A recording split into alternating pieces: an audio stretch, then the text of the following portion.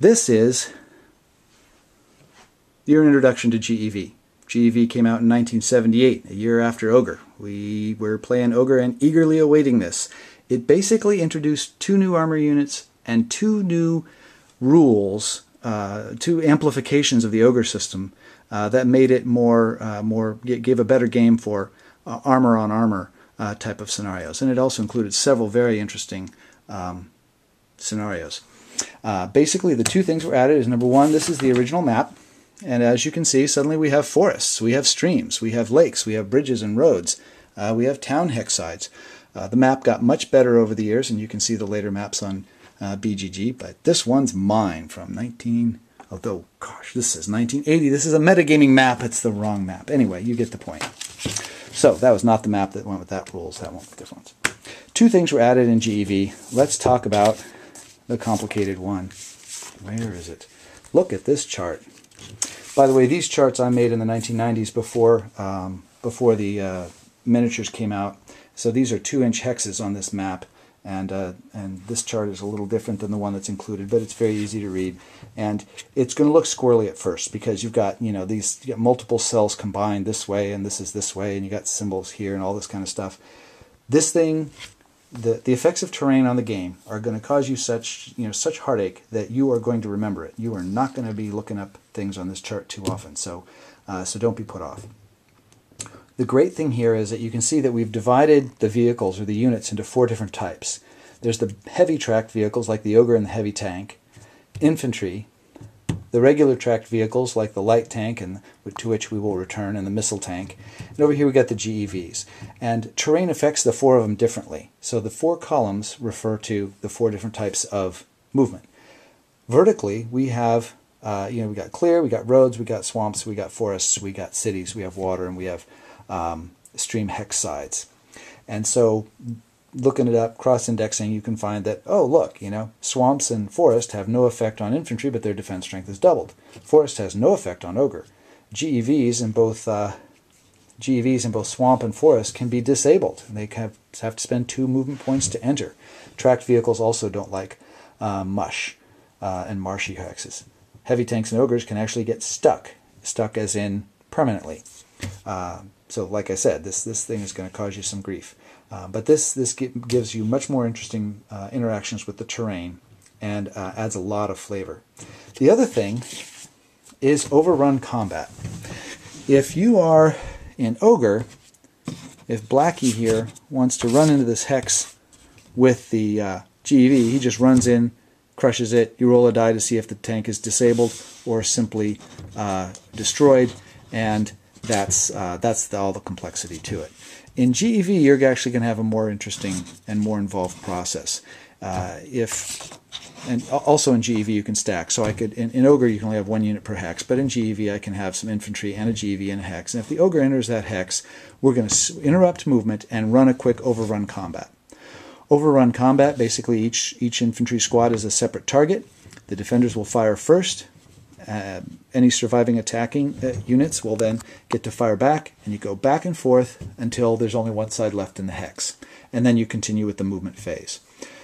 Because of their quicker reactions in this kind of a combat, infantry and ogre have their attack strength doubled, and all D results are effectively X results. So a disable is a kill. So overrun combat is very fast, very deadly.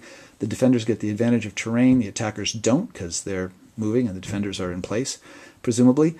And so this overrun combat is very deadly. You do not want to initiate overrun combat unless you really need to, because you are going to buy yourself some time, but you're going to pay for it in units.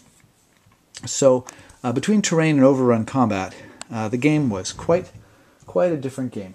We also picked up 2 new types of armor units. Let me go get them. G.E.V introduced this little guy, the light tank. It was left out of Ogre because it just wasn't as good as the other armor units. It has an attack strength of 2 and range of 2 like a G.E.V, and a defense of only 2, and it moves like a heavy tank at a movement of 3. So you kind of got the worst of both worlds, and so it didn't make any sense, and they dropped it. Then they figured out, hey, we'll just give you 2 for the price of 1. You get 2 of these in exchange for a heavy tank or a G.E.V, and suddenly the light tank was born, and there's some very clever strategies. You can make good use of these things. Or, like any other unit in Ogre, you can use it badly and it will just die. So that's the light tank. You also got the mobile howitzer. Now this, as you can tell, is a big tracked platform with a gun that doesn't stay on properly. I think I need to adjust that. Your howitzers can now move. This costs 2 armor units like a regular howitzer, has the same attack strength of 6, but the range is now only 6. On the plus side, the defense strength is now 2. So that was a new one, and that one, with a movement of 1, they really like to stay near roads so they can move faster. But that's the other new unit we got in G.E.V. Now as far as Shockwave introduced a new map and 3 new types of armor units. In Shockwave, you got the super heavy tank.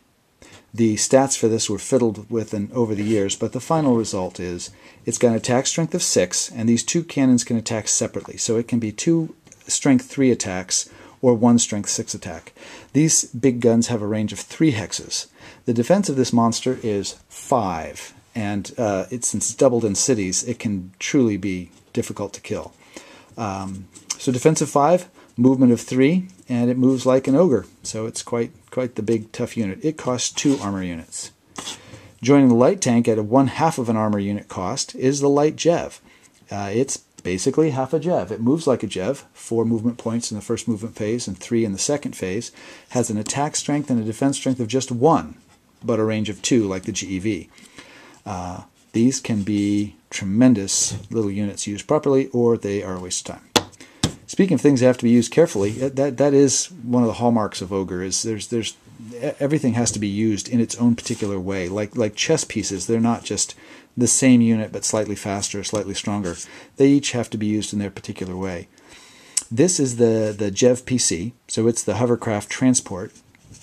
It costs a full armor unit, but its attack strength is only 1, and its defense strength is its range is 2, and it moves like a G.E.V with a 4-3 movement, and it can carry a platoon of infantry, so you can fit a lot of infantry in the back of this thing and get it quickly up to the front. I am now wondering if I'm misremembering and if its speed is 3 in the first movement phase and 2 in the second. I think it is. I think I misspoke.